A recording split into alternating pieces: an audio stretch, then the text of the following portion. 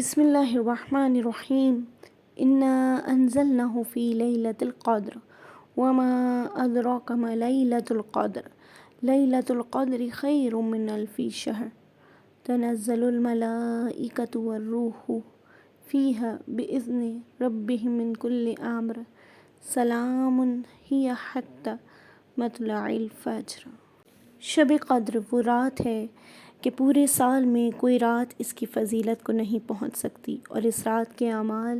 1000 مہینے کے اعمال سے بہتر ہیں۔ اس رات میں سال بھر کے امور مقدر ہوتے ہیں، اور ملائکہ اور روح جو سب سے عظیم ہیں اس رات میں پروردگار عالم کے حکم سے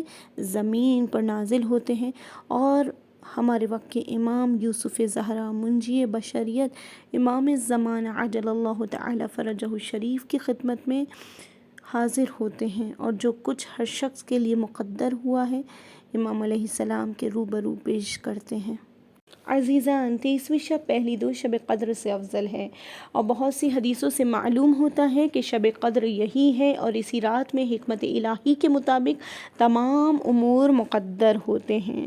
اور جیسے کہ روایت میں ملتا ہے کہ رسول خدا احمد مجتبیٰ محمد مصطفیٰ صلی اللہ علیہ وآلہ وسلم ماہ رمضان کے آخری عشرے میں اپنے بستر کو لپیٹ دیتے تھے اور کمر کو عبادت کے لیے محکم باندھ لیتے تھے، اور 23ویں شب میں اپنے گھر والوں کو بیدار کرتے تھے، اور اگر کسی کو نیند آتی تھی تو اس کے چہرے پر پانی چھڑکتے تھے، اور جناب سیدہ فاطمۃ الزہرا سلام اللہ علیہا، میری جان قربان ہو آپ پر، وہ بھی اپنے گھر والوں کو اجازت نہیں دیتی تھیں کہ سو جائیں، اور ان کی نیند کا علاج غذا کی قلت سے فرماتی تھیں، اور سب کو شب بیداری کے لیے آمادہ کیا کرتی تھیں کہ دن میں آرام کر لیں تاکہ رات کو نیند نہ آئے اور بیدار رہیں۔ فرماتی تھیں کہ محروم وہی شخص ہے جو آج شب کی برکتوں سے محروم رہ جائے۔ اور ایک اور روایت میں ہمیں ملتا ہے کہ چھٹے امام جعفر صادق علیہ السلام سخت مریض تھے، مگر جب 23ویں شب آئی تو آپ علیہ السلام نے اپنے غلاموں کو حکم دیا وہ آپ کو اٹھا کر مسجد میں لے آئے، اور آپ صبح تک مسجد ہی میں رہے۔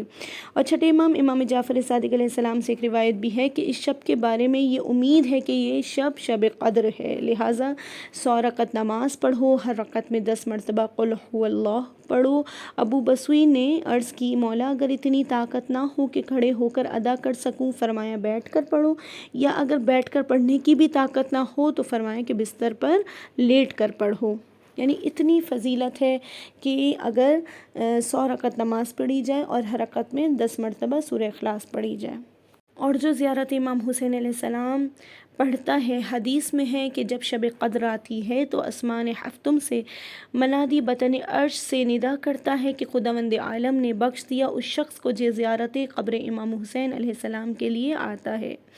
رات بھر بیدار رہیں، روایت میں ہے کہ جو شخص شب قدر میں بیدار رہے اس کے گناہ بخش دیے جاتے ہیں، خواہ وہ آسمان کے ستاروں اور پہاڑوں اور دریاؤں کے عدد کے برابر ہوں۔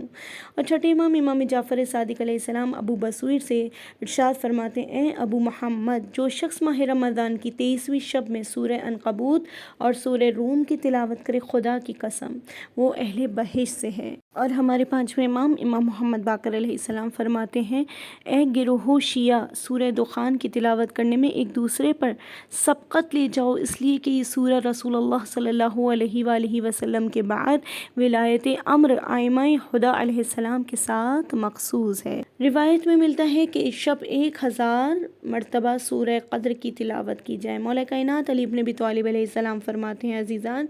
کہ انا انزلناہ بہترین ساتھی ہے، یعنی اگر آپ پریشان ہیں کہ قرض کو کیسے ادا کریں اور ہمیں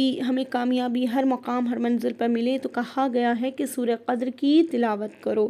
یہ بہترین ساتھی ہے۔ اس کے ذریعے قرض ادا ہوتا ہے، دین مستحکم ہوتا ہے، کامیابی ملتی ہے، عمر طولانی ہوتی ہے، حالات میں سدھار پیدا ہوتا ہے۔ جو شخص کثرت سے اس کی تلاوت کرے گا تو وہ خدا سے اس حالت میں ملاقات کرے گا کہ وہ صدیق اور شہید کے مرتبے پر فائز ہوگا۔ لہٰذا اس شب جو ہے ہر وقت دعائے سلامتی امام زمانہ عجل اللہ تعالی فرجہ الشریف کی تکرار کریں۔ آخر میں رب ذوالجلال خداوند متعال کی بارگاہ میں دعا گو ہوں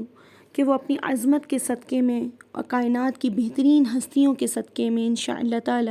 اس ماہ رمضان المبارک میں ہمیں نہیں معلوم کہ ہم اگلے سال ہیں یا نہیں، ہماری زندگی اتنی ہے یا نہیں، خداوند متعال اسی سال اسی مہینے میں اور انہی ساعتوں میں ہم پر رحم فرما، ہمیں بخش دے، ہم سے راضی ہو جائے۔ ہم بہت فقیر ہیں، ہم حقیر ہیں، مسکین ہیں، پروردگار عالم کی عزت کے صدقے ہم پر رحم فرما، ہم پر کرم فرما، نیک بندوں میں ہمارا نام لکھ دے۔ مولا امام زمانہ عجل اللہ تعالی فرجہ شریف، آپ کو آپ کی عظمت کا واسطہ، آج شب قدر ہے، آپ صاحب امر ہیں، امور آپ پر نازل ہوں گے، ہمارے بارے میں لکھا جائے گا اور خدا کی جانب سے جو آئے گا آپ ہماری تقدیر کو بہترین کیجیے گا۔ ربنا تقبل منا انک انت السمیع العلیم، والسلام علیکم ورحمۃ اللہ وبرکاتہ۔